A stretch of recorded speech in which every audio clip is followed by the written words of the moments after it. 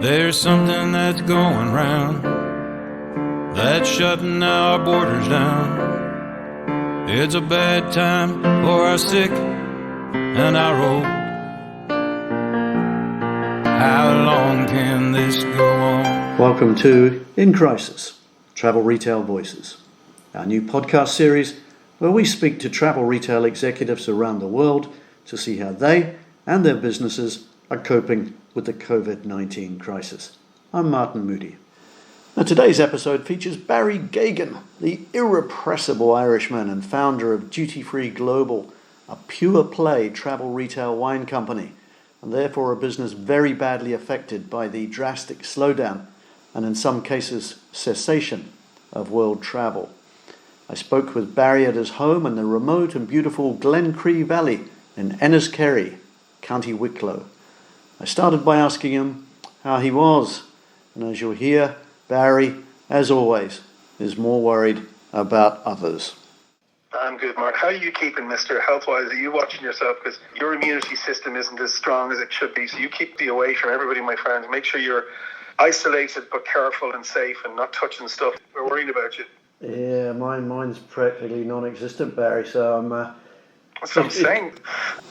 Barry, I mentioned earlier that you are a pure-play travel retail company, so when travel, and therefore travel retail, grinds to a halt, so does, I suppose, your business. So what do you do? So what we'll do is we're just going to try and retain any little bit we have, because the day it opens the doors, we're getting straight back out again. And we're just going to be bouncing back. We're not sitting here licking our wounds. We're ready to go. I've come up with a couple of things. I'm doing virtual trade show meetings with all my customers. I'm sending samples. We're doing Skypes and Zooms, and we're going to taste it, talk to the new products. We're doing PowerPoints. I'm just not stopping. And Harry's now working with us in Hong Kong. So when that gets up and running, Harry's going to be out of the traps. Kerry's doing brand plans like you've never seen before. We're using every bit of data so we're literally just doing everything. We're actually working longer hours than we've ever worked. Yeah. But we just want to put our brand owners to know we're completely committed. We're a one-trick pony. We're a one-channel company. We don't have in domestic. We don't have the online to bounce off. So other people are trying to find other sources. So we're just going, we're here, we're committed, we're in for the long haul. And, I kind of put that up, and we did a thing on Facebook and we did a thing in LinkedIn, and we got some amazing response from the trade. I mean, absolutely amazing. Like people ringing and saying, look, when things come back, you'll be the first person I'll meet, and just really nice stuff. They're a great bunch. And, we're all rolling in, and we're all trying to think what's appropriate and what's not appropriate. And, I'm sensitive because I had first world problems. We've got pasta in there. We've got loads of tomato sauce. We can keep eating the same stuff forever and ever. It's no problem. We'll be fine. I can go for a run, and I'm going to take the dogs because I'm nowhere near a city centre. I'm in the middle of the mountains. I've got a gym outside my garden to go outside and do stuff. And my kids are all here, and we're kicking a ball every day. It's 4 o'clock, for half an hour, throwing balls, stuff we haven't done for years. Our valley, there's 16 houses in the valleys. Before I leave to do the shopping, I have got, I make 14 calls, or I said, it's a WhatsApp group now, which is much more efficient. I got challenged yesterday because I had no problem getting the milk. It was for 6 or 7 families. I had 27 litres of milk. But when I went for the third paracetamol, he said, you can only have one. And I said, look, it's for 14 different families. So he had to go to talk to the manager, and mad shit like that. I'm not a junkie. I'm not taking paracetamol for painkiller. I'm taking it because the people in the valley have been told that if they're self-isolating, just keep taking paracetamol. He said, okay, so you're going to have to loosen the rules, guys. But look, there's not even the people like Orla's parents who were born during the war. They're saying they don't remember much about it. There wasn't any of this. At least he could go to Pete's house and have a cup of tea and have a chat. Here it's like, Orla's parents, they lived 300 metres away, and the closest we come to them is 10 metres to chat to them through the glass wall. We're not going near them. They're too susceptible. Orla's dad just came out of his cancer treatment. He's not strong enough to take anything at all. So my mum's the same. We can't even let her carers go and see her because the carers are going from house to house. Yeah. With the best intentions in the world. They don't mean to. I said, Mum, you can't. It's me and my brothers doing the shopping and dropping to the door. And I spoke to her from Mother's Day from the balcony of her second floor apartment. It's madness. Mad world. What's the feeling in Ireland? I mean, your government's moved pretty impressively, I've got to say. You've got over 1,800 cases at last count. What's the mood among the people?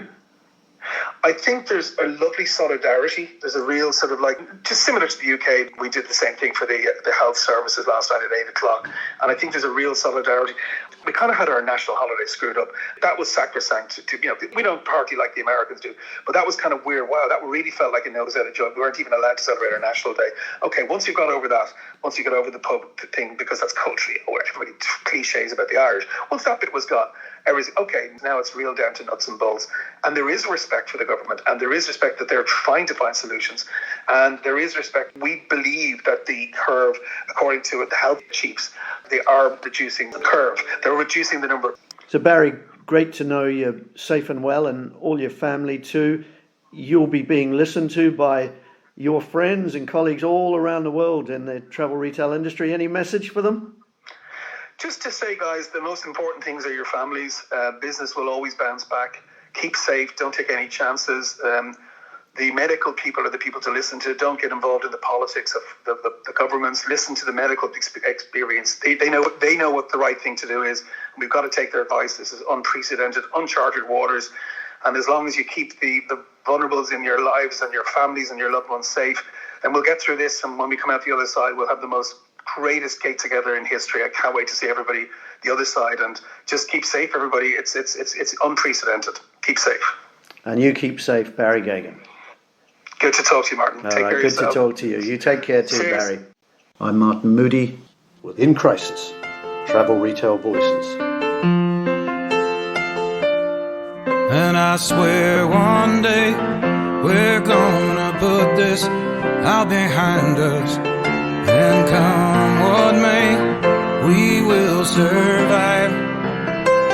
I think it's safe to say that better times are gonna find us. Hope it won't be long till this trouble is gone.